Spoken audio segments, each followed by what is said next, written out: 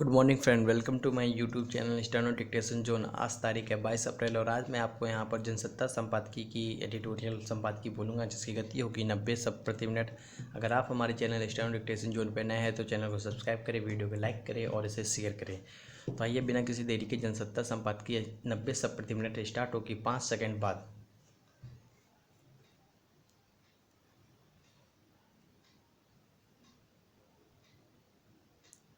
Start. Bharat ने विदेशी प्रत्यक्ष निवेश एफडीआई के नियमों में बदलाव करते हुए देशी उद्योगों और कंपनियों को बचाने का जो रास्ता अपनाया है उससे चीन की नींद उड़ गई है।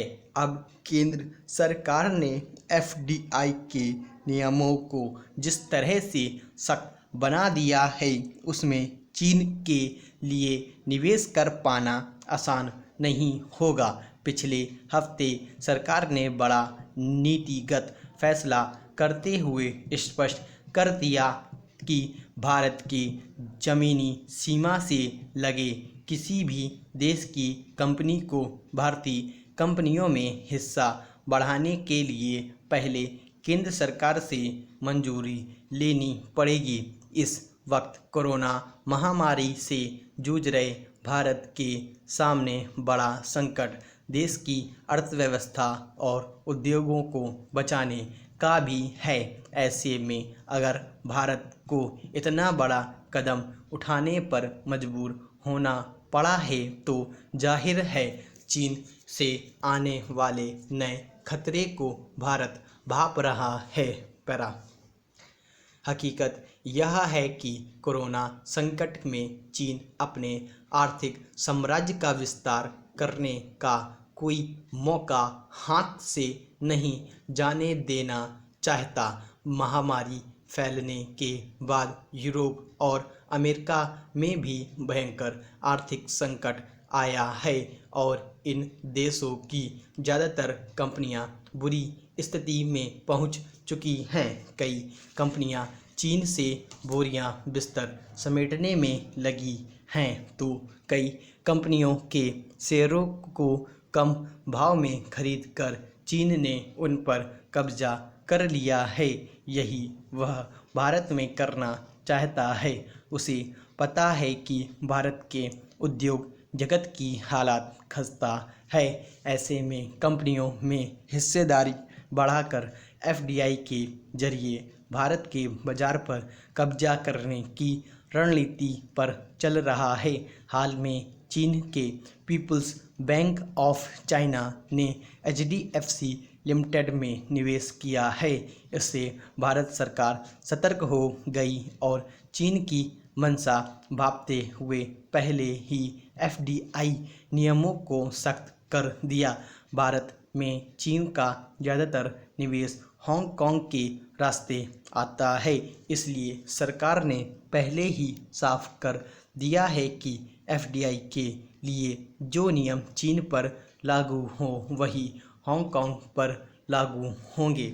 भारत के शेयर बाजारों में चीन हावी न हो सके इसके लिए अब भारतीय प्रतिभूति एवं विनिमय बोर्ड सेबी ने भी चीन सहित भारत की ज़मीनी सीमा से सटे देशों से आने वाले निवेश की जांच और उनके निवेशकों की खरीद सीमा तय करने के संकेत दिए हैं। पैरा।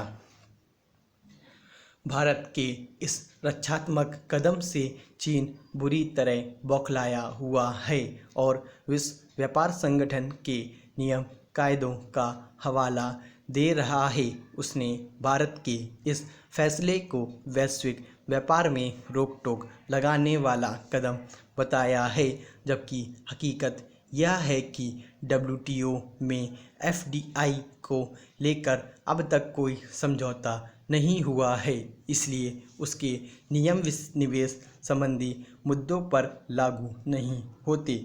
चीन को लग रहा है कि अब तक भारत उसके लिए बड़ा बाजार बना हुआ है। नए नियमों से उसकी दुकानें बंद होने लगेगी। हाल के वर्षों में चीनी निवेशकों ने भारतीय आईटी कंपनियों, ई कॉमर्स कंपनियों और नए छोटे कारोबार स्टार्टअप में भारी निवेश किया है। इसके अलावा ऑटोमोबाइल कंपनियां, ढांचागत क्षेत्र, बिजली उपकरण निर्माण जैसे क्षेत्रों में चीन ने पैर जमाया है।